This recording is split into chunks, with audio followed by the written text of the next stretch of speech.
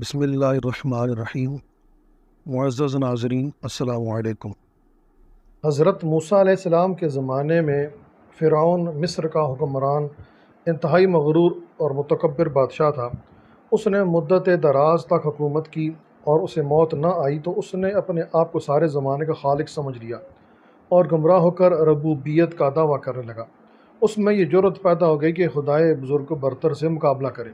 کتب سماوی کے جو علماء تھے انہوں نے اسے بتایا تھا کہ تو قوم بنی اسرائیل سے ڈرتا رہ، یہ قوم ایک دن حضرت موسیٰ علیہ السلام پر ایمان لائے گی اور تجھ کو تباہ و برباد کر دے گی۔ اس کے دل میں خیال آیا کوئی ایسی چیز بنائے جس کا رعب اس کی رعایا کے دل میں بیٹھ جائے اور اس کی سلطنت اور حکومت کو بھی نقصان نہ پہنچے۔ اس نے اپنے وزیر حامان کے مشورہ سے ایک ایسا اونچا محل بنانے کا حکم دیا جو آسمان سے باتیں کرے۔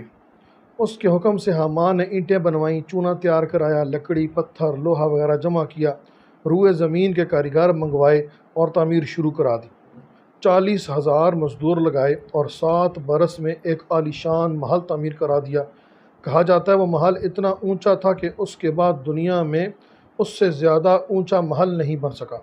حضرت موسیٰ علیہ السلام نے فرعون کی یہ احتیاط دیکھی تو آپ کو بہت صدمہ ہوا، مگر حضرت موسیٰ علیہ السلام تو کلیم اللہ تھے۔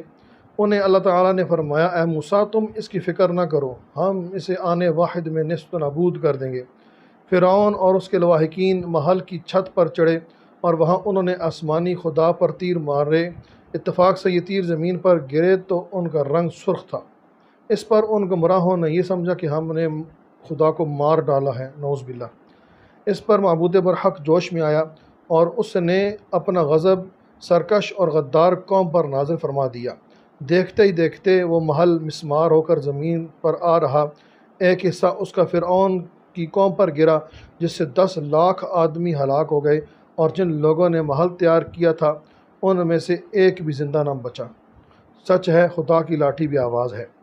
اللہ تعالیٰ نے حضرت موسیٰ علیہ السلام سے فرمایا، فرعون سے کہو ساری عمر تم نے نفس کی پیروی میں گزار دی، اب تم 1 سال بھی ہماری مرضی پر چلو تو اللہ تعالیٰ تمہارے تمام عمر کے گناہ معاف فرما دے گا۔ اگر اس قدر نہ ہو سکے تو 1 مہینہ ہی صحیح، اگر یہ نہ ہو سکے تو 1 دن ہی اللہ کی عبادت کر لو تو اللہ تعالیٰ تمہارے گناہ معاف فرما دے گا، اور اگر یہ بھی نہ ہو سکے تو 1 سانس میں لا الہ الا اللہ کہہ ڈالو، ہماری تمہاری صلح ہو جائے گی۔ اس نے اپنا تمام لشکر اکٹھا کیا اور کہا، میرے سوا دوسرا رب کون ہے؟ انا ربکم الاعلیٰ۔ اس کا یہ اعلان سن کر زمین و آسمان کانپ اٹھے۔ حضرت موسیٰ علیہ السلام نے فرعون کی ہلاکت کی دعا مانگی۔ اللہ تعالیٰ نے ارشاد فرمایا، فرعون کتے کی مانند ہے اور اس کے لیے ایک لکڑی ہی کافی ہے۔ حضرت موسیٰ علیہ السلام نے اپنا عصا پھینکا جو ایک بہت بڑا اژدہا بن گیا۔ فرعون اژدہا کو دیکھتے ہی محل کے اندر بھاگ گیا۔ اس نے حضرت موسیٰ علیہ السلام سے کچھ مہلت مانگی، آپ نے 40 روز کی مہلت دے دی، بعد میں پانی میں غرق ہو گیا۔ ایک فرشتہ انسانی شکل میں فرعون کی زندگی میں اس کے پاس آیا اور اس سے پوچھا، جو شخص اپنے مالک کا نافرمان ہو اس کی سزا کیا ہے؟ اس نے لکھ دیا، ایسے نافرمان شخص کو پانی میں ڈبو دینا چاہیے۔ جب اپنے لشکر سمیت پانی میں غرق ہونے لگا، حضرت جبریل علیہ السلام نے وہ تحریر فرعون کے سامنے کر دی۔ خوبصورت ناظرین، ویڈیو دیکھنے کے لیے بہت بہت شکریہ۔ اگر آپ کو ویڈیو پسند آئی تو چینل سبسکرائب کر دیں، اور اگر چاہیں تو لائک اور شیئر بھی کر دیں۔ اللہ پاک ہم سب کا حامی و ناصر ہو، آمین۔